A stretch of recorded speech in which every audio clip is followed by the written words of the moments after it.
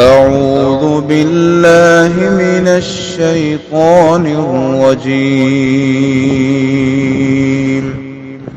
بسم الله الرحمن الرحيم. السلام علیکم ورحمۃ اللہ وبرکاتہ۔ سورۃ المائدہ آیت نمبر 4 اور 5۔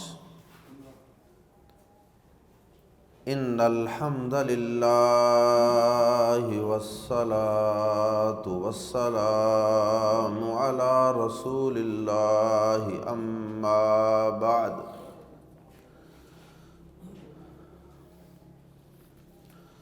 اعوذ باللہ السمیع العلیم من الشیطان الرجیم من ہمزہ ونفخہ ونفثہ۔ یسألونک ماذا احل لہم قل احل لکم الطیبات وما علمتم من الجوارح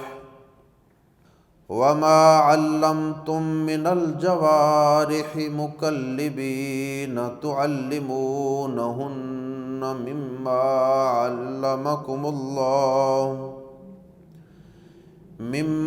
علمکم اللہ فکلوا مما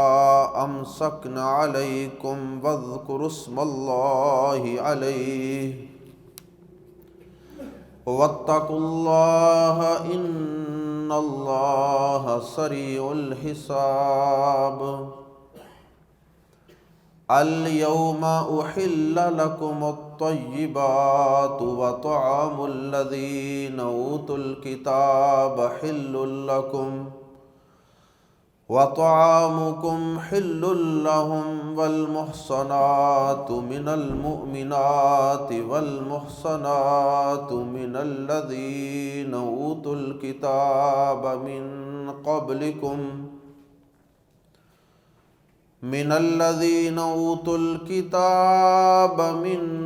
قبلكم إذا آتيتموهن أجورهن محسنين غير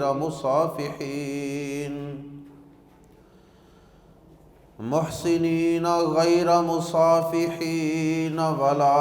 متخذي أخدان ومن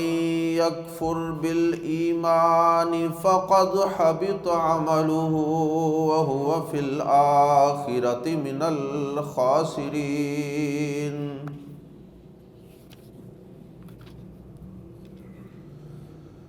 گزشتہ آیات میں جانوروں کے حلال و حرام کے متعلق احکامات تھے۔ اب اس آیت کریمہ سے لوگوں کے سوال کرنے پر اللہ رب العزت نے جانوروں کے علاوہ دیگر کئی چیزوں کے حلال حرام کا تذکرہ کیا۔ کچھ تذکرہ جانوروں کے حلال و حرام کا بھی ان آیات میں موجود ہے، اور اس کے ساتھ ساتھ اللہ رب العزت نے انسان کی زندگی میں پیش آنے والی اور کئی ضروریات کا تذکرہ کیا کہ ان میں حلال کیا ہے اور حرام کیا ہے۔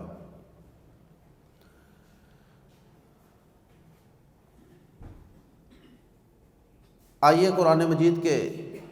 الفاظ میں ہی پڑھتے ہیں کہ اللہ رب العزت سے لوگوں نے کیا سوال کیا، یا نبی صلی اللہ علیہ وسلم سے لوگوں نے کیا سوال کیا، اور پھر اللہ پاک نے اس کے متعلق کس انداز سے جواب دیا اور وضاحت فرمائی۔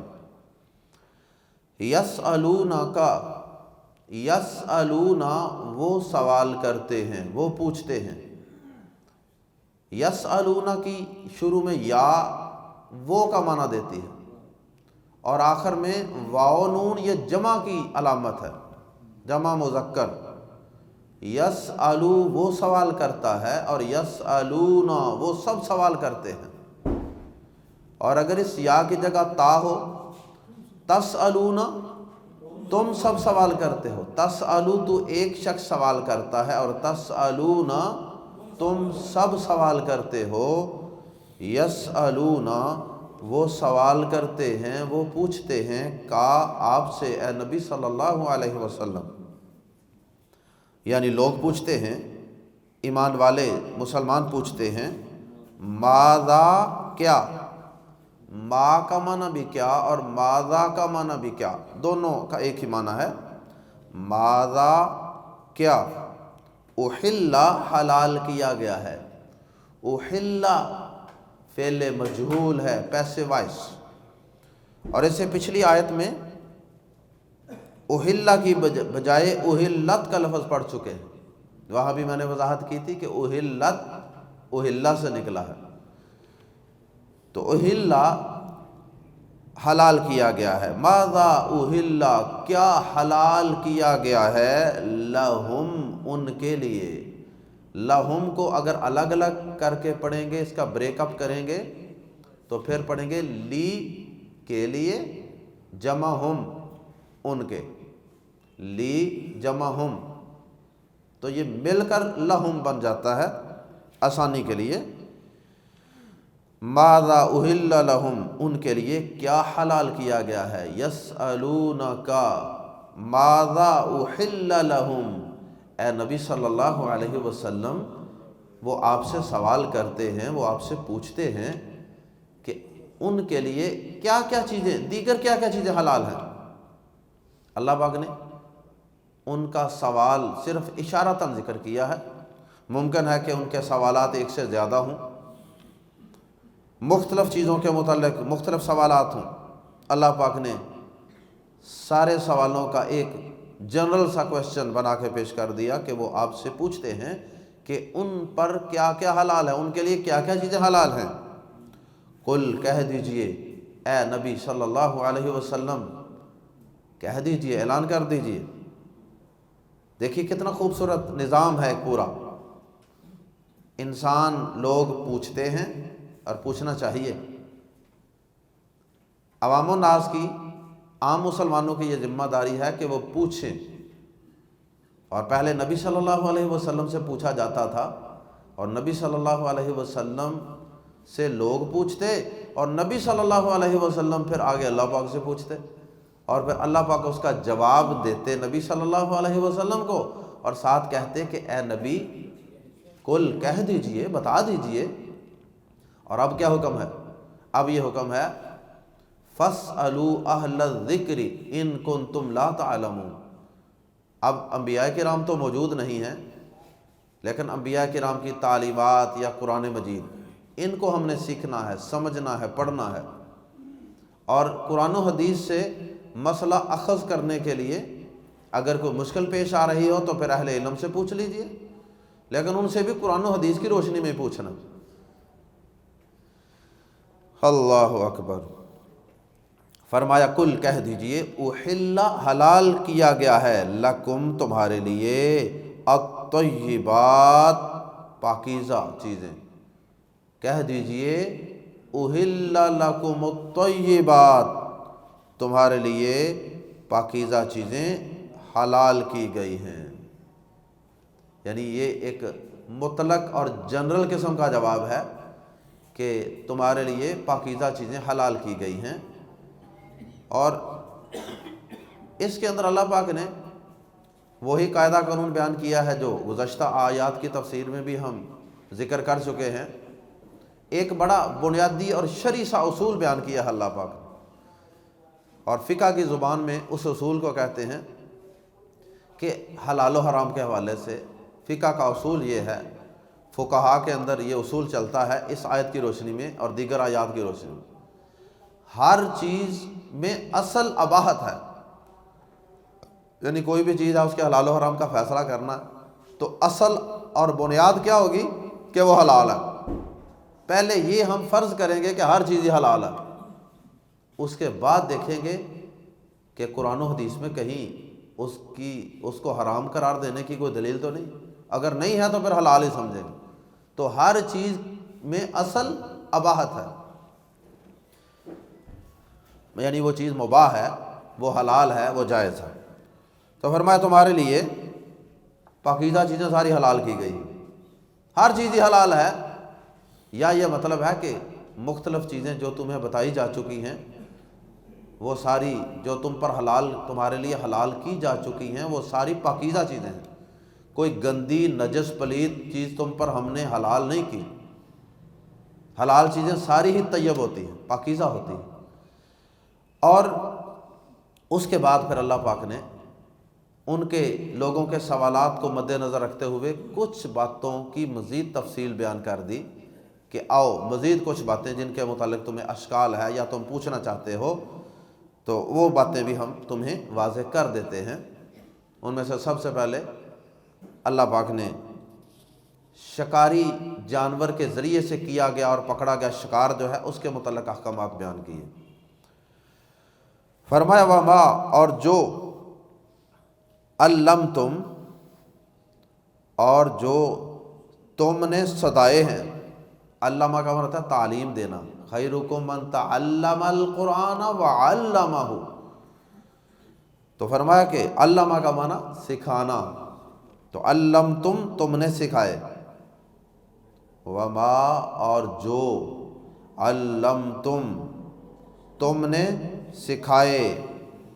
اور خاص ٹرم جو اس پہ بولی جاتی ہے جانوروں کو سکھانے کے لیے صدائے۔ وما علمتم،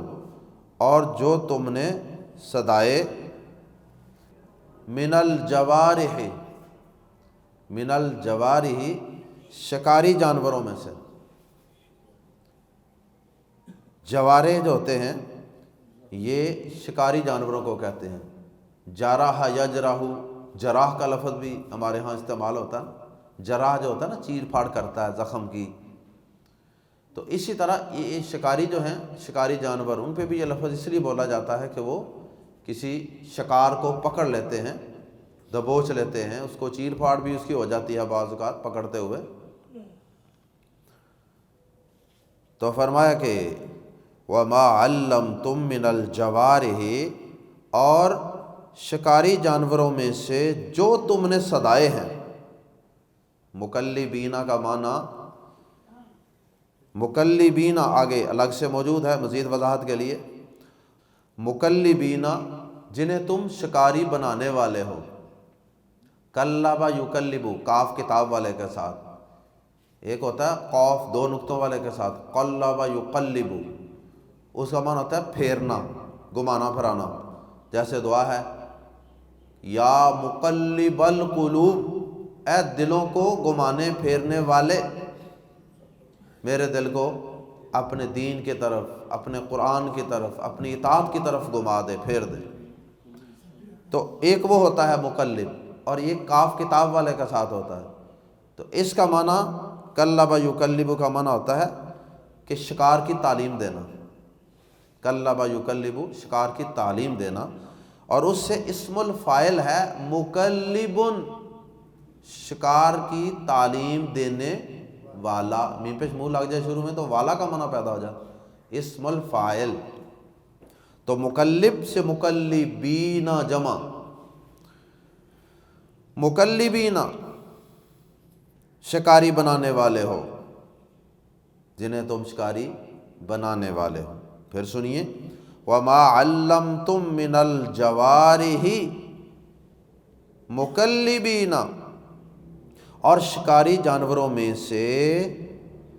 جو تم نے صدائے ہیں، جنہیں تم شکاری بنانے والے ہو، تعلمون تم سکھاتے ہو، ہن انہیں، مما اس میں سے جو، علمہ سکھایا ہے، کم تمہیں، اللہ نے، اللہ پاک نے تمہیں انسان کو بہت سی چیزیں سکھائی ہیں نا، بہت عقل فہم شعور اللہ پاک نے انسان کو عطا کر دیا کہ دیکھیں وہ جانوروں کو صدا لیتا ہے، پھر جانوروں سے شکار کروا لیتا ہے، حالانکہ وہ جانور جو پکڑنے والا ہے اس کا بھی وہ شکار ہے، وہ خود بھی کھا سکتا ہے، اس کو بھی ضرورت ہے، اس کے لیے بھی اس میں بڑی کشش ہے، لیکن انسان کو اللہ نے ایسی شکل دی کہ جانوروں کو بھی مسخر کر لیا، کہ جانور کو ایسا صدا لیتا ہے کہ وہ جانور جاتا ہے اور شکار کو پکڑتا ہے، دبوچتا ہے، لیکن کھاتا نہیں، روک کے رکھتا ہے منہ میں، لا کے مالک کے قدموں میں اس کو پھینک دیتا ہے۔ تو فرمایا کہ یہ اللہ پاک نے اپنے انعام اور احسان کی طرف بھی اشارہ کر دیا۔ تعلمونہن، تم سکھاتے ہو انہیں، ہنہ کی ضمیر لوٹ رہی ہے جوارح کی طرف، شکاری جانور۔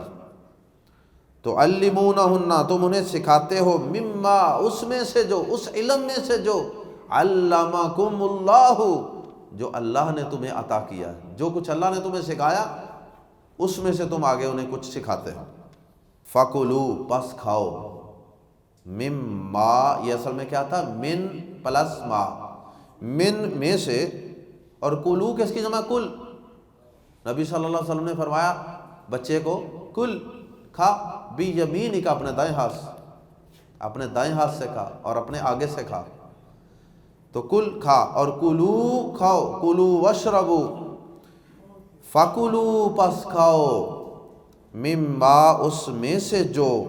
امسکنا، وہ روکے رکھیں، امساک روک لینا، امسکنا، وہ روک لیں، علیکم، تم پر، یعنی تمہارے لیے، امسکنا علیکم، تمہاری خاطر جو وہ روک لیں،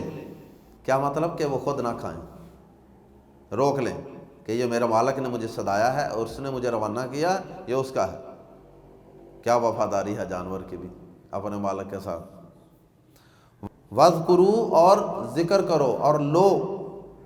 اسم اللہ، اللہ کا نام، علیہ، اس پر، اس پر، کس پر، شکار پر،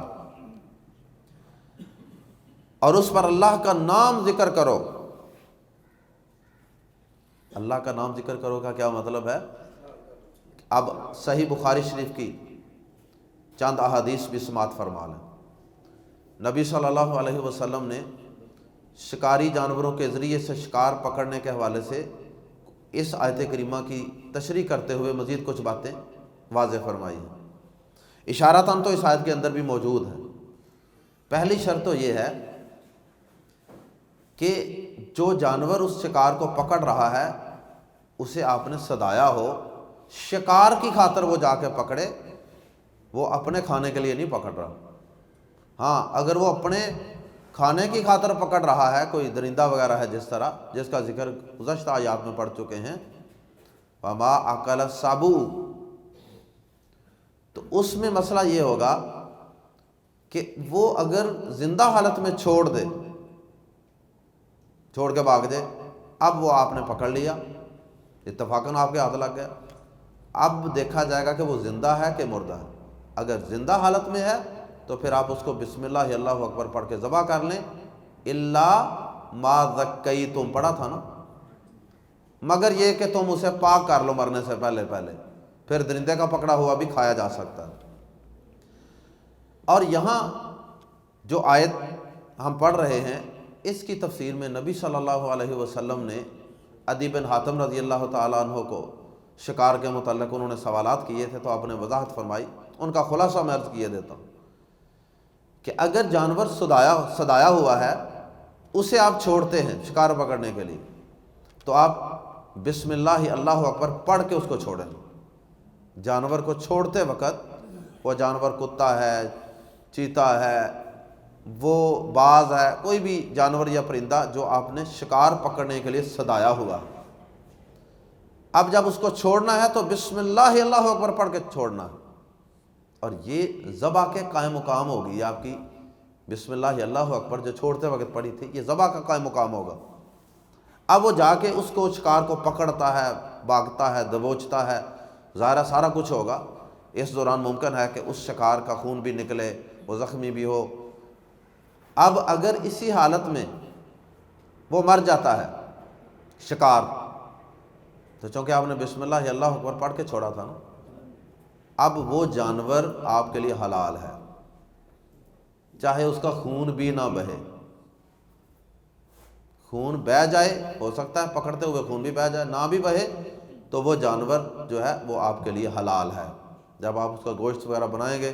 جتنا اس کا کوئی خون وغیرہ نکل جائے گا، باقی آپ گوشت کھا سکتے ہیں۔ اور اگر جب آپ نے اپنا جانور صدایا ہوا چھوڑا، صحابی نے پوچھا تھا اللہ کے نبی صلی اللہ علیہ وسلم، وہ جو میرا صدایا ہوا کتا ہے وہ جب میں چھوڑتا ہوں تو وہ میرا شکار پکڑتا ہے، مردہ حالت میں شکار مجھے مل جاتا ہے، لیکن میں دیکھتا ہوں کہ میرے صدائے ہوئے جانور کے ساتھ کچھ اور باہر کے جانور یا کتے بھی شامل ہیں، اس شکار کے ساتھ وہ بھی لگے ہوئے ہیں، انہوں نے بھی اس کو پکڑا ہے ساتھ، تو آپ نے فرمایا کہ اس صورت میں وہ شکار تمہارے لیے حلال نہیں ہے۔ آپ نے فرمایا کہ وہ جو تم نے تو بسم اللہ اللہ اکبر اپنے صدائے ہوئے جانور کے لیے پڑھی تھی، وہ دوسروں کے لیے تو نہیں پڑھی تھی، وہ تو پتہ نہیں کون باہر سے آ گیا اچانک، ایسی صورت میں وہ مردہ شکار حلال نہیں ہوگا۔ اور دوسرا آپشن کہ اگر وہ صدایا ہوا جانور جاتا ہے، اس کو پکڑتا ہے، دبوچتا ہے اور منہ میں روک کے لے آتا ہے یا اس کو گرا دیتا ہے زخمی حالت میں، اور آپ اس کے پاس پہنچ جاتے ہیں اور ابھی وہ زندہ حالت میں ہے، تو پھر آپ اس کو بسم اللہ اللہ اکبر پڑھ کے ذبح کر لیں خود اور اس کو کھا لیں۔ تو دو شرطیں بنیادی ہو گئی، ایک تو جو جانور پکڑنے والا ہے وہ صدایا ہوا ہو، اور دوسرا آپ نے چھوڑتے وقت بسم اللہ اللہ اکبر پڑھا ہو، تو پھر مردہ شکار بھی حلال ہے۔ اور اگر وہ زندہ حالت میں ہے تو پھر آپ کو خود بسم اللہ اللہ اکبر پڑھنا پڑے گا۔ تو اس آیت کریمہ میں دونوں چیزوں کا تذکرہ ہے، صدائے ہوئے جانور پکڑیں اور بسم اللہ اللہ اکبر پڑھو، اللہ کا نام لو۔ واتقوا اللہ، واتقوا اللہ، اور اللہ سے ڈر جاؤ، اور اللہ سے ڈرو۔ یہاں اللہ سے ڈرنے والی کون سی بات آئی ہے؟ شکار، حلال، حرام، بڑے باریک باریک مسئلے ہیں نا۔ دیکھیں آپ نے جب وہ شکار پکڑا، کوئی دنیا کا بندہ وہاں نہیں تھا، آپ جنگل میں تھے کسی جگہ، آپ نے صدایا ہوا جانور چھوڑا، اس نے جا کے پکڑ لیا، لیکن آپ نے دیکھا کہ جب وہ جھاڑیوں کے پیچھے، درختوں کے پیچھے جب آپ پیچھے گئے تو اس کے ساتھ ایک اور کتا بھی مل گیا ہوا تھا یا کوئی اور جانور بھی ساتھ مل گیا تھا، صرف ساتھ کسی اور جانور کو دیکھنے سے ہی وہ آپ کے لیے حرام ہو گیا۔ باریک سی بات ہے نا، کوئی اور تو نہیں دیکھنے والا، دل میں آ سکتا ہے نا چلو خیر ہی ہے، تو اس لیے فرمایا شکار، یہ نہ کہو کہ شکار بڑا مزیدار ہے یار، پیس بڑا کمال ہے، یہ ہرن بڑی شاندار ہے، تو فرمایا کہ واتقوا اللہ، حلال و حرام کے معاملے میں اللہ سے ڈرنا، اللہ سے۔ ان اللہ، بے شک اللہ، سریع، بہت جلد، سرعت والا، سریع ان کا معنی سرعت والا، جلدی والا ہے، الحساب، حساب میں، ان اللہ سریع الحساب، بے شک اللہ بہت جلد حساب لینے والا ہے۔ ادھر آنکھ بند ہوگی اور ادھر آخرت کے معاملات، حساب و کتاب کے معاملے شروع ہو جائیں گے، کھاتا کھل جائے گا۔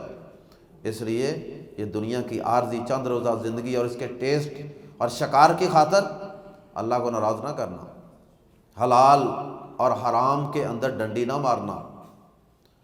اس کے بعد اگلی آیت کریمہ کے اندر اللہ کے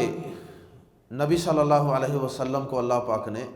اور کچھ چیزوں کے حلال ہونے کی بھی خوشخبری سنائی۔ فرمایا الیوم، آج، اہلا، حلال کر دی گئی۔ آج سے مراد کہ جس دن یہ آیت اتری، یہ آیت کریمہ جب اتری تو معلوم ہوتا ہے اس سے پہلے یہ حلال نہیں ہوگا، تو اللہ پاک نے فرمایا کہ آج اہلا، حلال کر دی گئی ہیں، لکم، تمہارے لیے، الطیبات، پاکیزہ چیزیں، الیوم اہل لکم الطیبات، آج تمہارے لیے پاکیزہ چیزیں حلال کر دی گئی ہیں۔ یعنی اس میں بھی وہی اشارہ ہے کہ جتنی بھی پاکیزہ، صاف ستھری، فائدہ مند چیزیں ہیں، اے انسانوں، وہ تمہارے لیے اللہ پاک نے حلال کر دی۔ اللہ پاک نے کوئی چیز بلا وجہ تمہارے اوپر حرام نہیں کی ہے۔ وَطَعَامُ الَّذِينَ، اور ان میں سے چند چیزوں کا آگے تذکرہ کر دیا بطور خاص، وَطَعَامُ، اور کھانا بھی حلال کر دیا گیا، الذین ان لوگوں کا اوتوا الکتاب جو کتاب دیے گئے ہیں، وطعام الذین اوتوا الکتاب اور ان لوگوں کا کھانا جنہیں کتاب دی گئی، حل لکم تمہارے لیے حلال ہے۔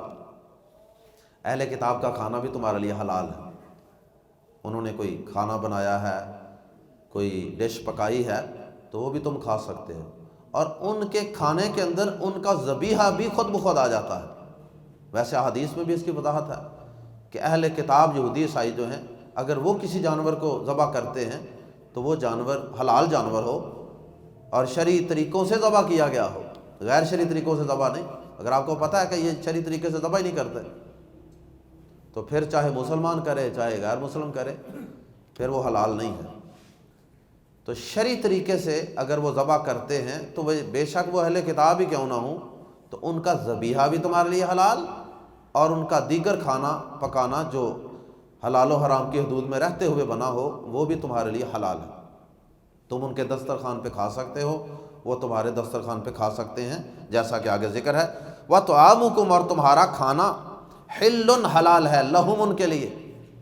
یعنی یہ اشارہ ہے کہ ایک دوسرے کے پاس آ جا کے کھانا کھا سکتے ہو۔ اور اس کے اندر یہ بھی حکمت ہے کہ اس سے تھوڑا سا تعلق بنے گا اور ایک دوسرے کے قریب ہونے کا موقع ملے گا، اور اس کا فائدہ تو صحیح معنوں میں تبھی ہوگا اگر مسلمان واقعی صحیح معنوں میں مسلمان ہو۔ تو اگر وہ اپنے اسلام سے ویسے تھڑک رہا پھر تو نقصان ہی ہوگا، پھر تو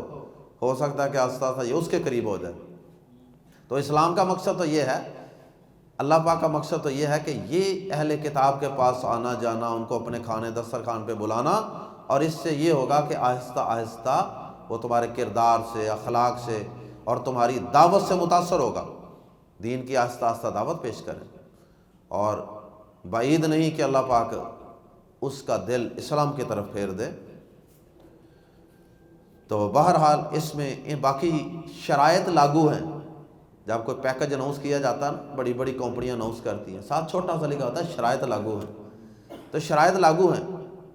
اہل کتاب کا ذبیحہ کھانا ہے، شرائط لاگو ہیں کہ شرعی طریقے سے ذبح ہو،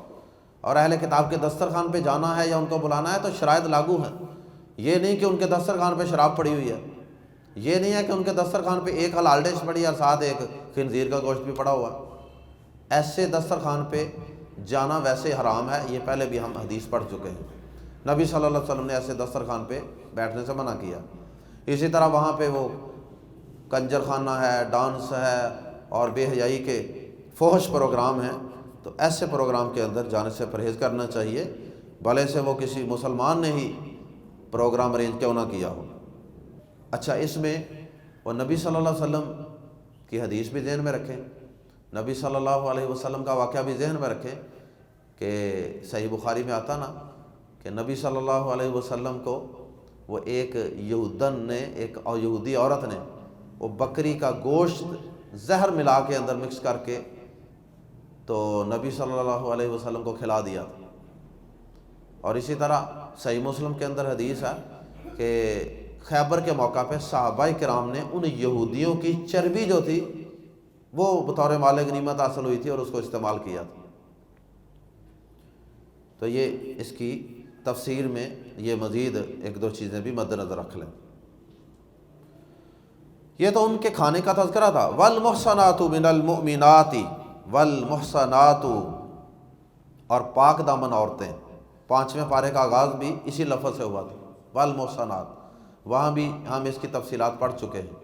اور پڑھ چکے ہیں کہ حرام عورتیں کون کون سی ہیں، یعنی جن سے نکاح حرام ہے، اور باقی سب حلال ہیں۔ یہاں بھی اللہ پاک نے کچھ تذکرہ کر دیا والمحصنات، کیونکہ حلال و حرام کا سوال کیا تھا نا لوگوں نے۔ والمحصنات،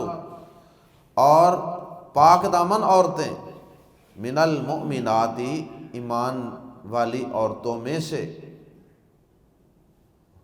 ایمان والی عورتوں میں سے جو پاک دامن عورتیں ہیں وہ بھی حلال ہیں، یعنی بدکار عورتیں جو ہیں ان سے نکاح نہ کریں، اور مومن عورتوں میں سے پاک دامن عورتیں ان سے نکاح کرو۔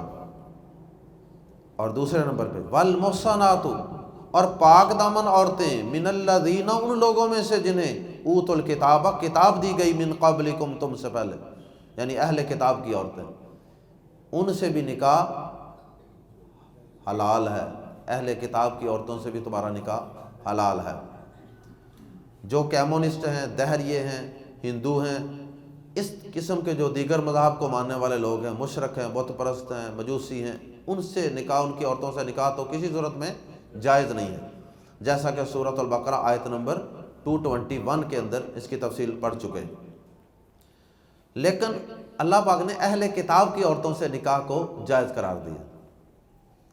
مسلمان اپنی عورت کا ان کے مردوں سے نکاح نہیں کر سکتا، لیکن ان کی عورت مسلمان مرد اپنے نکاح میں لا سکتا ہے، اور اس کے اندر ایک تو یہ ہے کہ مرد حاکم ہوتا ہے، اس لیے امکان ہے کہ یہ اس کو مسلمان کر لے، بشرطے کہ ہو مرد، اور یعنی دینی حوالے سے بھی مرد ہو نا، یہ مطلب ہے کہ دینی لحاظ سے بھی پختہ ہو، اس کے پاس علم ہو، تڑپ ہو، لگن ہو، مردانگی ہو نا، تو پھر انشاءاللہ وہ قریب کر سکتا ہے۔ دوسرے نمبر پہ یہ کہ وہ اہل کتاب کی عورتیں ہیں، نبیوں کو ماننے والی ہیں، آخرت کو ماننے والی ہیں، عیسیٰ علیہ السلام، موسیٰ علیہ السلام، ابراہیم علیہ السلام، فرشتے، قبر، آخرت، ان چیزوں پر تو ان کا ایمان ہے نا۔ تو بہرحال ان وجوہات کی وجہ سے ان سے نکاح حلال ہے۔ بعض اہل علم نے اور کچھ صحابہ نے بھی یہ شرط لگائی کہ اہل کتاب کی صرف ان عورتوں سے نکاح جائز ہے جو توحید پر کاربند ہوں، لیکن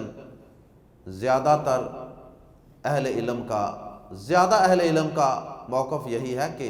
اہل کتاب کی عورتوں کا توحید پر قائم ہونا ضروری نہیں، جن میں عمر بن خطاب رضی اللہ تعالیٰ عنہ، عثمان بن عفان رضی اللہ تعالیٰ عنہ اور دیگر کئی صحابہ کرام بھی موجود ہیں جن کا یہ موقف ہے۔ اور ایک بڑی موٹی سی بات اور بھی سمجھ لیجئے، قرآن مجید کے اندر اللہ پاک نے یہودیوں عیسائیوں کے شرک کو کئی جگہوں پہ بیان کیا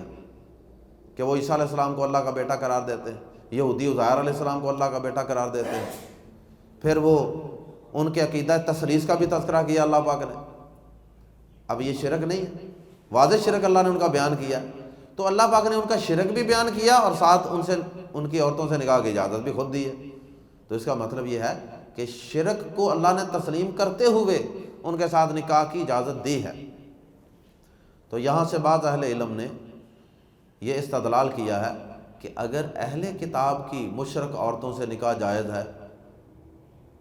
اہل کتاب کی عورتیں جو گمراہی کی وجہ سے مشرک ہو چکے ہیں، اگر وہ اپنے دین پر کار باندھ رہتے پھر تو وہ مشرک نہ ہوتے، حقیقت میں تو مشرک وہ تھے جو بت پرست ہے، لیکن یہ پھسل گئے اور صراط مستقیم سے اپنے دین سے ہٹ گئے، اس لیے یہ بھی شرک کی اتھاہ گہرائیوں میں گرتے چلے گئے۔ تو بعض اہل علم نے یہ استدلال کیا کہ اگر اہل کتاب کی عورتیں شرک کرنے کے باوجود نکاح میں لائی جا سکتی ہیں، تو پھر جو مسلمان فرقوں میں بٹے ہوئے ہیں اور مسلمان بھی گمراہ ہوئے ہیں، شرک کے اندر مبتلا ہو چکے ہیں، تو مسلمانوں کی اگر کوئی عورت شرک میں مبتلا ہو گئی ہے گمراہی کی وجہ سے، یا اپنے والدین کی تربیت کی وجہ سے وہ شرکیہ کام کر رہی ہے، تو اس کے ساتھ بھی نکاح بالاولیٰ جائز ہے۔ یہ تو پھر بھی مسلمان ہے نا، یہ تو پھر بھی ہمارے نبی کو بھی مانتی ہے نا، مسلمان ہے، تو اس سے بھی نکاح جائز ہے۔ واللہ عالم۔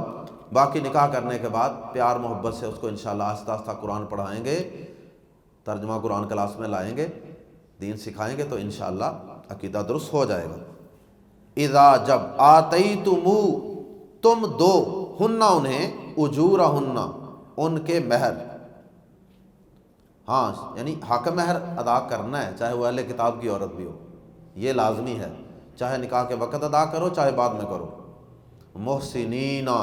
آگے مزید شرطیں ہیں ان سے نکاح کرنے کی۔ محسنین،